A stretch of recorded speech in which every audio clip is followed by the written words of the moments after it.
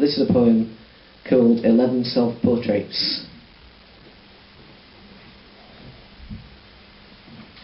The damage an acrylic stroke can do, the pierced easel seeping scarlet, butterflies freed from a soot-clouded cage, living paint staining a corroded blade, delicately adding the finishing touches, atrophied fingers manipulating brushes, sunken cheekbones complementing a concave glare, expressionless eyes crying out for repair.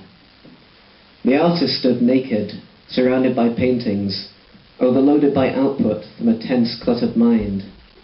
Aspirins fizzing, decomposing, dividing, clicking like cogs in coffee mugs. Van Gogh sunflowers in place of mirrors, emulsion cans clotted with curdling sinew, drowning in the shallow end of woodworm and mildew, fitted to the floorboards, unpitied and scorned. Unearthed 8 days later, stock still and shabby, a caricatured canvas sucked dry by scavengers, no evidence of suicidal confession except the possession of a parting gift. A series of unsigned pictures, painted in pastel for no one in particular, bequeathed to bias, blindness and bigotry, then ultimately seen only by men branded by uniform, regiment and number.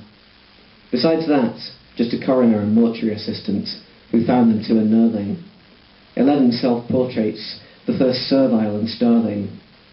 Every family tie and friendly face paling to a transparency of thrusted malaise, the subject himself subjected in surveillance, finding every solid object reduced to dirt, waning away like grains of sand.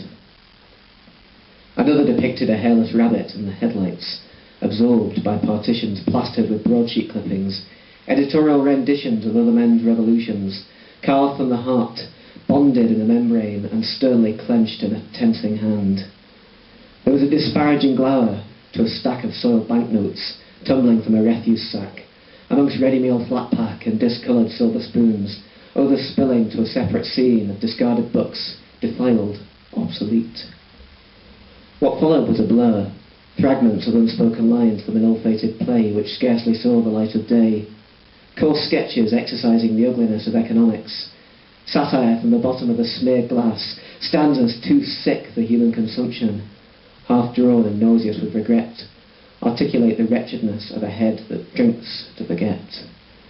National Health Service bottles of prescription drugs, wrought with slogans. There's a fine line between writing out verse and screaming in the gutter. Nobody likes a poet with a stutter. Man is a writhing sack of bones, reluctantly dragged on the length of rope.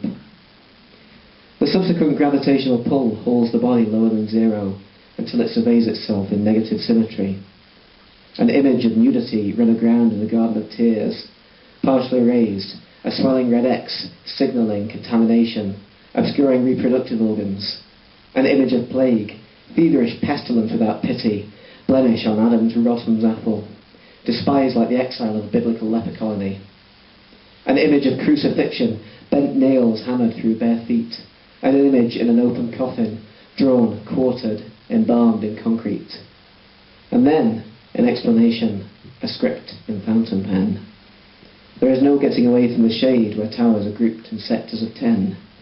Incomplete manuscripts are hard to bear, dirtied with confessions that I daren't share. Acidic rain is trickling down, the population passes without a sound. It's beautiful, but I forget what beauty is when all seems dead. God knows I've tried. To all, good night. The 11th portrait, protected by a veil, remained untroubled until the house clearing came. Where others dealt with demons that drove them to death, exposures of nudity, heresy, profanity, the end saw a smile, the artist finely dressed, in a suit tailored from tattered threads, surrounded by botanic pressings, bouquets and plants, contemplating the world beyond the sash window, with an almost hesitant backward glance.